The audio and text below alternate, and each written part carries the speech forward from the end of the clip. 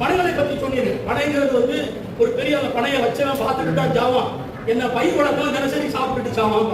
பார்த்துட்டு சாகுமே நினைச்சு எவ்வளவு பனை வைக்காம விட்டுருந்தான்னா, இந்தியாவில் இருக்கிற 8 கோடி பனை மரங்களில் தமிழ்நாட்டில் 5 கோடி பனை மரங்களையும் ராமநாதபுரம், திருநெல்வேலி, தூத்துக்குடி, சிவகங்கை மாவட்டங்கள்ல, திருநெல்வேலி மாவட்டங்கள்ல காற்றாலைகளுக்கு ஏற விட்டு பூரா வந்து செங்கற்களை வெட்டி கொண்டு போறாங்க. நான் மட்டும் 10-15 பொதுநல வழக்குகளை போட்டு ஒரு 7000-8000 பனை மரங்களை எங்களால் பாதுகாக்க முடியாது. இன்னும் ஒரு 5-6 வழக்குகள் பெண்டிங்ல இருக்கு. நீங்க 1 கோடி பனை விதைகளை ஒரு பக்கம் விதைக்கிறீங்க, 5 கோடி பனை மரத்தை ஒரு பக்கம் அழிச்சுக்கிட்டு இருக்கிறீங்க. ரைட்டா? இதெல்லாம் பேச வேண்டிய பெரிய விஷயம். கல்லை பத்தி சொன்னாங்க. கல் என்பது அதுக்கு வைக்கப்பட்ட பேர், அது பதநீர் தான் அதனுடைய பெயர், நல்ல பேர். படைத்தொழில் செய்பவர்களுக்கு தெரியும். செபஸ்டியான் வந்து தூத்துக்குடியில் இருக்கிறாரு, அம்மையப்பன் வந்து பனையூர்ல இருக்கிறாரு. பனையூர்ல நான் தூத்துக்குடி பனையூர் சொல்றேன், சென்னை பனையூர் நான் சொல்லலாம். அங்கெல்லாம் இருக்கிறவங்களுக்கு அந்த சங்கம் வச்சு இதுக்கான வழக்குகள் போட்டு அந்த வழக்குகளை நம்ம வெற்றி அடைஞ்சிருக்கிறோம். அந்த பனை மரங்களை எல்லாம் நம்ம பாதுகாத்துருக்கிறோம். இந்த கல் என்பது உண்மையிலேயே அது பதநீர் தான். அது இறங்கின உடனே அது வந்து போதை அல்ல. அது ஒவ்வொரு நேரமா 1 மணி நேரம், 2 மணி நேரம், 3 மணி நேரம், 4 மணி நேரம் ஆக ஆக அது போதை அடைகிறது. கேரளாவில் இந்த கேரளா அபகாரி ஆக்ட் ஒரு சட்டம் வச்சிருக்காங்க.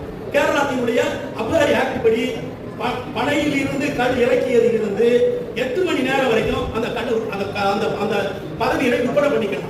8 மணி நேரம் ஆகின்ற பொழுது அது வந்து அது இந்த சாராய நெடியை எடுத்துக்கொண்டு 4.5% மேல் போற பொழுது அதை விற்பனை பண்ணக்கூடாது, அது குற்றம். அதுதான் கேரளாவில் நடைமுறை.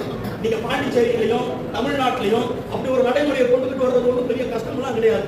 கேரளாவை விட நம்ம மோசமான மாநிலம் தமிழ்நாடு கிடையாது. கேரளாவில் அதை நடைமுறைப்படுத்துறாங்க. அப்படி நடைமுறைப்படுத்தினா 2 விஷயம் நடக்கும். ஒன்று, பனை மரங்கள் எல்லாம் சீவப்பட்டு சிங்காரிக்கப்பட்டு நன்றாக அழகாக இருக்கும். அந்த காலத்துல நம்ம தாவரி கட்டிட்டு போன பெண்கள் எவ்வளவு அழகாக இருந்தார்களோ அது மாதிரி வந்து பனை ஏறி இறங்கி பக்குவப்படுத்தப்பட்ட பனை மரங்கள் பார்ப்பதற்கு கண் குளிர்ச்சியா இருக்கும். நீங்க தயவு செஞ்சு இந்த கிழக்கு கடற்கரை சாலை வரை ராமநாதபுரத்துல இருந்து கன்னியாகுமரி வரைக்கும் போய் பாருங்க. அங்க இருக்கிற பனை தொழிலாளர் இந்த பனை மரத்தை எவ்வளவு அழகா வச்சிருக்காங்க சொல்லி. நம்ம ஊர்ல பனை மரத்தை பூரா கடைபிடிக்க விட்டுட்டான். ஏன்னா அதுல இருந்து வருமானம் இல்லை. இதுல ஏன் இறங்குறது? காதுல தப்புல இட்லியை சாப்பிட்டு எவ்வளவு தூரம் ஏறுறது இறங்குறது. இலங்கையில வந்து பனை மரம் வச்சிருக்கான், தென்னை மரம் வச்சிருக்கான். ஆனா அதுல ஏறி ஒரு மரத்துல ஏறினா 50 மரம் ஏறிட்டு இறங்குற மாதிரியே வசதி பண்ணி கொடுத்துருக்கான். அதுதான் அரசாங்கம்.